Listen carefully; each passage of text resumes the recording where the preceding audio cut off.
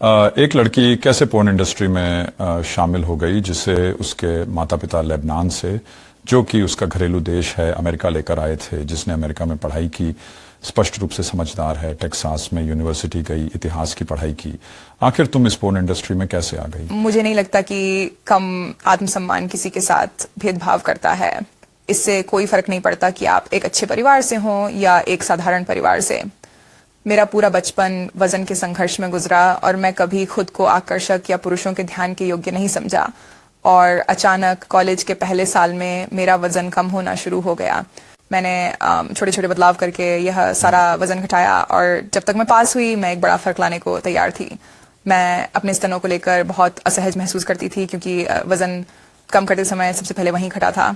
मैंने लगभग 50 पाउंड वजन घटाया। मुझे नहीं पता वो कितने किलो या स्टोन होते हैं। ये काफी ज्यादा वजन है। हाँ, इसने तुम्हारे शरीर को बदल दिया है, साफ तौर पर तुम्हारी फिजिकल अपीयरेंस में बदलाव आया है। मेरी सबसे बड़ी असुरक्षा मेरे स्तन थे, इसलिए मैं चाहती थी कि वे फिर से वैसे ही हो जाएं जैसे पहले थे।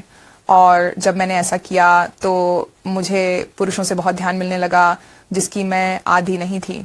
मुझे लगा कि अगर मैं इसे नहीं पकड़ूंगी और किसी तरह मैंने वो सब किया जो मुझसे कहा गया था या मुझसे उम्मीद की गई थी, वरना वो सब खत्म हो जाता। और जब मैंने पहली बार वो प्रशंसा और तारीफें पाना शुरू किया तो मुझे वैसा महसूस नहीं होना था कि वो चली जाए। मैंने देखा शायद किसी सड़क पर, मेरा मतलब है आप वहां थे, आप एक नए ग्रेजुएट थे जो नौकरी ढूंढना चाहते थे और आपको एक आदमी ने सड़क पर देखा और कहा मैं आपके साथ काम कर सकता हूं। और साफ तौर पर उसने खुलकर कहा ये पोर्न बिजनेस है। आप में ऐसा क्या था जो भागने के बजाय इसकी ओर खींचा गया? वो ऐसा नहीं था, ऐसा नहीं हुआ था। ये बस ये नहीं था कि अरे पोर्न करने आओगी, वो ज्यादा ऐसा था ओह तुम खूबसूरत हो, क्या तुम मॉडलिंग करना चाहोगी, ओह आपका शरीर बहुत अच्छा है, मुझे लगा आप मॉडलिंग में अच्छी रहोगी, ऐसी बातें। और जब मैंने स्टूडियो का दौरा किया तो पता चला वहाँ बड़ा सम्मानजनक माहौल था, बहुत ही सुंदर जगह थी वो। मियामी में, डोराल फ्लोरिडा में था। वहाँ सब कुछ साफ था, वहाँ काम करने वाले सब लोग अच्छे थे, सभी की क्यूबिकल्स पे बड़ी फोटो से सजी हुई थी। मतलब कुछ भी गलत ऐसा नहीं था जो मुझे असेस करे ऑफिस में। बहुत ही सम्मानजनक था। वहाँ की जगह बहुत सुंदर थी। वह मियामी, डोरल, फ्लोरिडा में था, बिल्कुल साफ सुथरा था। वहाँ काम करने वाले सब लोग अच्छे थे, सभी के क्यूबिकल्स में परिवार की फोटोज सजी हुई थी। कोई भी गड़बड़ या ऐसी कोई बात नहीं थी जिससे मुझे असहज महसूस हुआ हो। और जब मैं पहली बार वहां गया, वह पहली बार नहीं था जब मैंने एक पोर्न मूवी में काम किया था।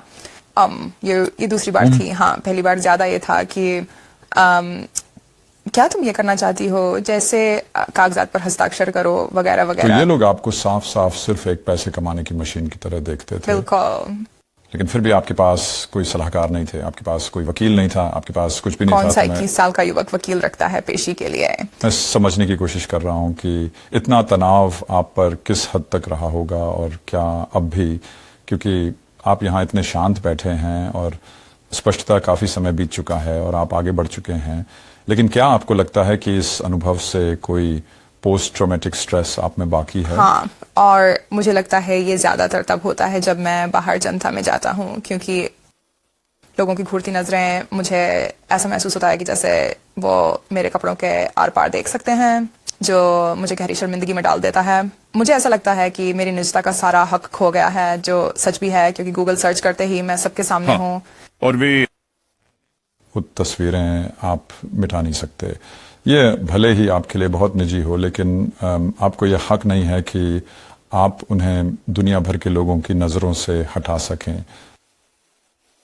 हाँ बिल्कुल, ये बहुत कठिन है। हाँ, और बिल्कुल है। मैं बस सोच रहा हूँ, ये मेरा मतलब है ये कहानी आपकी है, लेकिन सच कहूँ तो ये अन्य पोर्न अभिनेताओं और अभिनेत्रियों की कहानी भी है। मुझे ईमानदारी से हाल ही में वो देखने को मिला जब साक्षात्कार बाहर आया और लोग संपर्क करने लगे और सारे ईमेल आते हैं, मेरे मैनेजर उन्हें देखते हैं और जब उन्हें ऐसी चीजें मिलती हैं वो उन्हें फिल्टर करके मुझे भेज देते हैं।